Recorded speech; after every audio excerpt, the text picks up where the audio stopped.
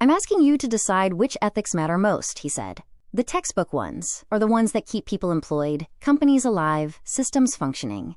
And if I refuse? I asked. John inhaled slowly, as if preparing to catch something fragile before it shattered. No one is threatening you, he said, but opportunities like this don't come twice. And silence, Amy, is often more valuable than action. I pushed my chair back slightly, my hands cold despite the warm room. This isn't why I moved here, I said. This isn't why I took the job. Mike watched me with calm interest, as though my resistance was expected, perhaps even respected. Think carefully, he said. People with your skill set don't remain invisible forever. The question is, who benefits when they're seen? I stood. The folder remained unopened on the table between us, heavy with promises I didn't want to touch. I appreciate the offer, Mr. Taylor, I said, meeting his eyes. But I can't compromise my integrity for money. Mike inclined his head slightly. Approval? Acknowledgement? It was impossible to tell. As you wish, he said. But take your time to think about it. John will reach out to you for your final answer tomorrow. I turned toward the door. Behind me, Mike's voice followed. Quiet, but unmistakable. One last thing, Amy. I stopped, but didn't turn around. This conversation, he said quietly, never happened. I nodded and closed the door softly behind me. And as I walked away, my heart beat loud in my ears. Outside, the air felt colder than it should have, sharper, as if the world had shifted slightly off its axis. I walked away with the weight of his offer pressing against my chest, knowing, without yet admitting it, that nothing about my life would feel simple again. And that Mike Taylor, cold and charismatic, had just placed me at the edge of a decision I might never forgive myself for making, or for refusing. The night after the lunch unraveled slowly, like a thread pulled too carefully to break. I went home early, earlier than usual, claiming a headache when Al asked why I looked distracted. He didn't press. He never did. He turned back to his phone, to the glow of a game replay, and I retreated into the bedroom with my thoughts. Mike's words followed me relentlessly. Join me. You're wasting your talents here. Discretion. Loyalty. I lay awake long after Al's breathing evened out, staring at the ceiling, replaying the conversation again and again, as if repetition might change its meaning. Each time, the same conclusion waited for me, immovable and sharp. It had been illegal, unethical, dangerous, and yet, my mind rebelled against the truth. It didn't fit him, Mike Taylor, the cold, composed man who had apologized with sincerity in his eyes, the man who had led a dance without crossing a line, the man whose reputation, however intimidating, was built on success, not scandal. Surely I had misunderstood. Surely this was something else. By morning, denial had wrapped itself around me like a shield. Maybe it's a test, I told myself as I dressed for work. A loyalty test, a judgment call, something companies do at the top, things I don't understand yet. It sounded foolish the moment the thought formed, but I clung to it anyway. The alternative, that I had been invited into something dark by a man I had begun to admire, felt unbearable. At the office, everything looked the same. Desks, screens, the low hum of productivity. I answered emails, attended meetings, nodded at the right moments. But underneath, my thoughts churned. I found myself watching people more closely. Watching Mike. He passed through the office once that morning, surrounded by quiet urgency. He didn't look at me, not even a glance. His face was composed, distant, as if our conversation had been sealed and filed away. That, somehow, made it worse. At exactly 4 o'clock, my phone rang.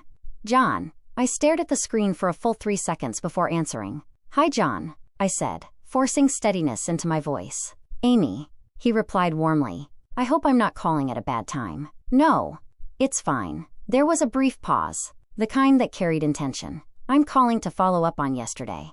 Mike Tyler wanted to know if you've had a chance to think things through.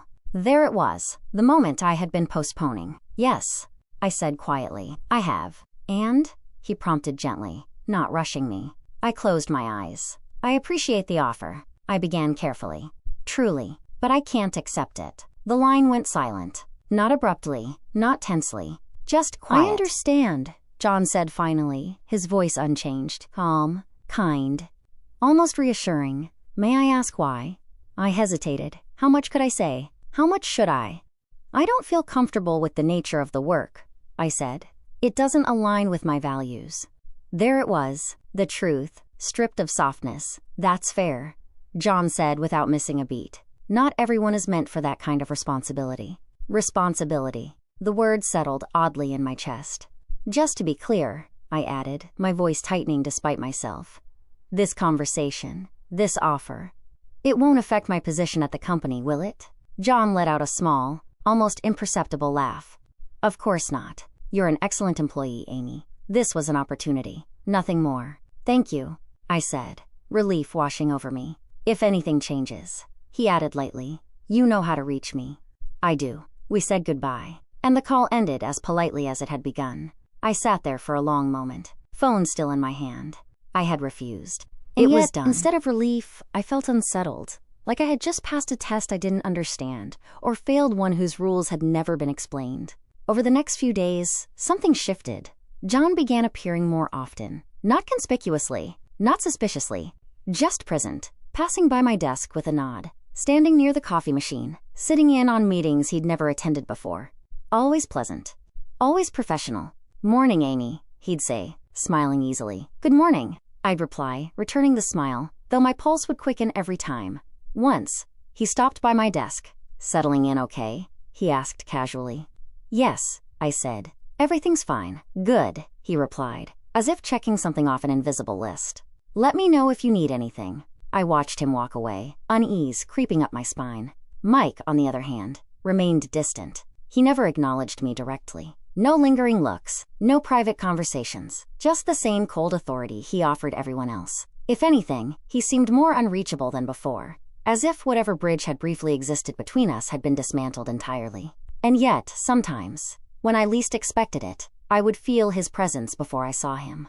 A shift in the room, a quiet tension. When I looked up, he was already gone. At home, life continued unchanged. Al talked about his team, his matches, his plans. I listened, nodded, smiled when appropriate. I didn't tell him about Mike, about the offer, about the decision that still echoed in my chest. Some things, I sensed, couldn't be shared without consequences. At night, I questioned myself endlessly. What if it really was a test? What if I misunderstood? What if I walked away from something that could have changed everything?